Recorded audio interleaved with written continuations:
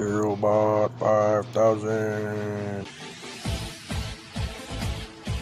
Welcome back to another episode of Star Wars Galaxy of Heroes. Today we're taking a look at the opposite end of the spectrum and we're reviewing my current Rebel squad. First on the list, Kanan Jarrus.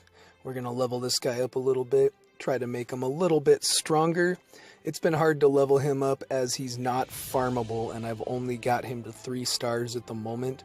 So he's not doing what I feel he's going to be capable of. Next on the list is Luke. He should have been way better. Let's just say that. I'm using him right now as the leader because of the high tenacity that he grants the team. For you guys that don't know what tenacity is, that's their ability to not have debuffs applied to them. Harmful effects.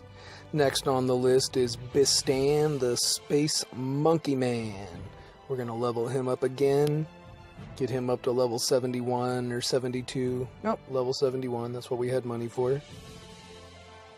One of my favorite guys in the game. We'll explain some of his abilities as we get there. Bring that guy up another level. Just so you can take a look at it, Bistan's abilities are amazing with the amount of damage he does. Wait till we get down to this. He does a lot of damage. That's what's cool about that guy.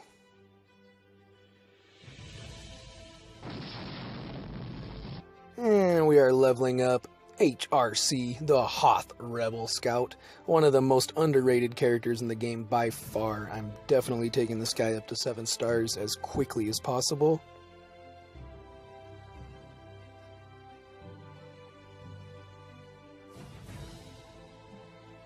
There's only so much we can really do with him, but anyhow, now we're going to move on, taking a look at some of their attacks and abilities. Bistan, heavy physical damage with 55%. We couldn't even read that.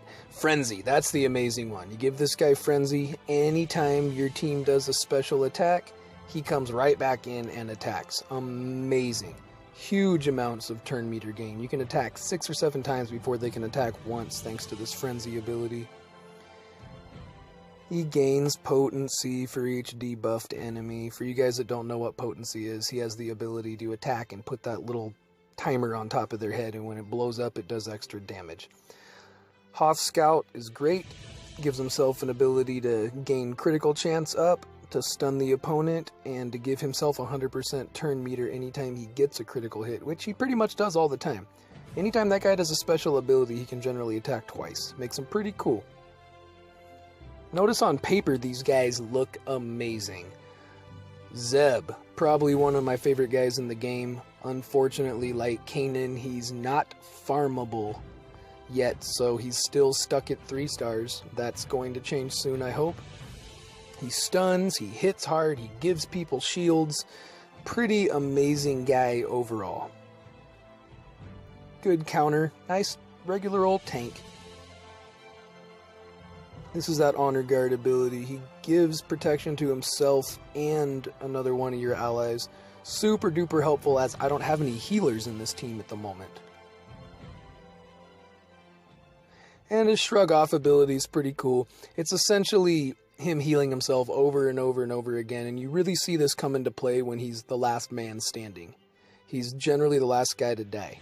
Kanan Jarrus, pretty cool guy. He can debuff, he can grant the same shield that Zeb can.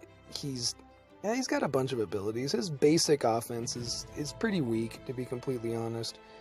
This one's cool though, his debuff offense, really like that, and it does twice as much damage as his basic.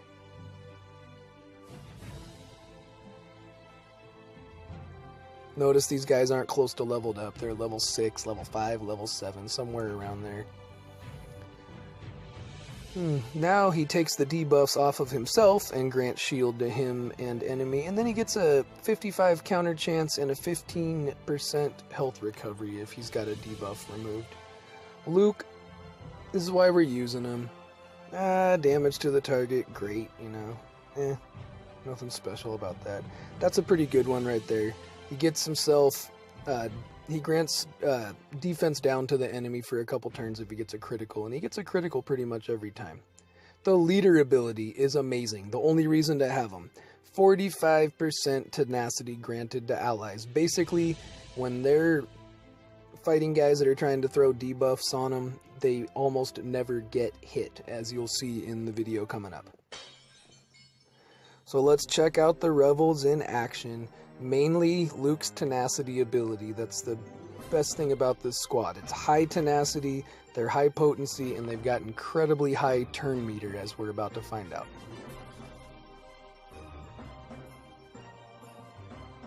Any minute now. Let's go.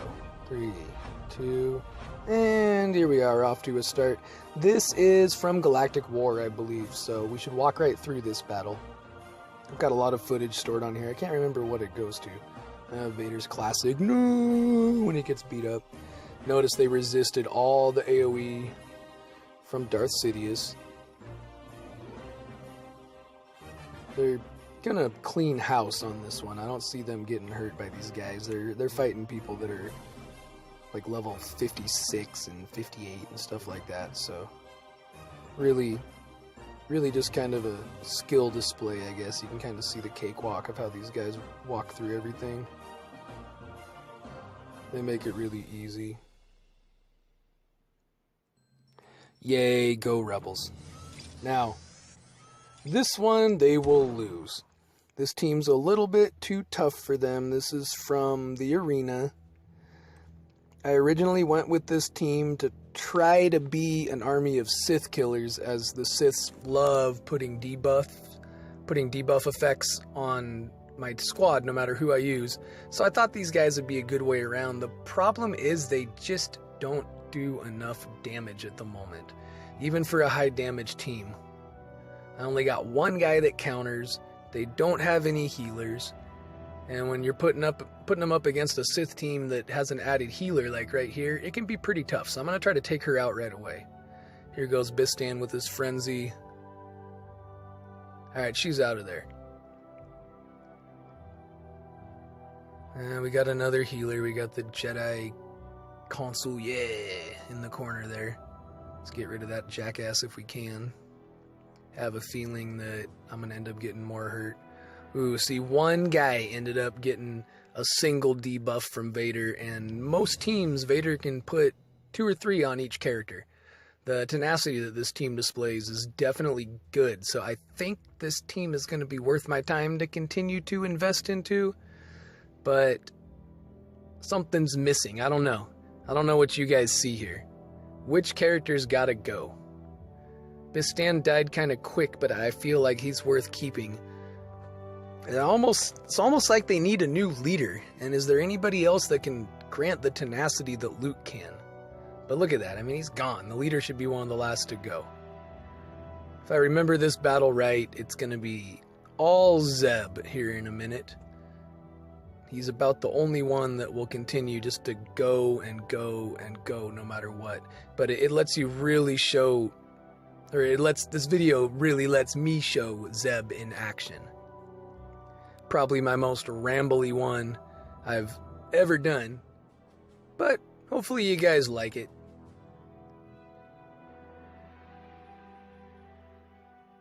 So I don't know what's happening here and why I'm losing so badly all of a sudden, but I'm sure we can get rid of Windu.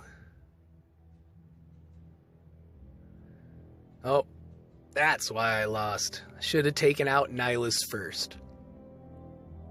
Anyway, we'll sit back, we'll watch these guys go. I'll be quiet for a minute. You guys can watch Zeb in action because Jarrus is dead here in just a second. And please, let me know your thoughts about this team.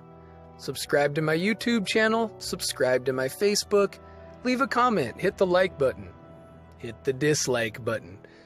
Anything that you would like, just so I can make my videos better. Thank you very much, and have a pleasant afternoon.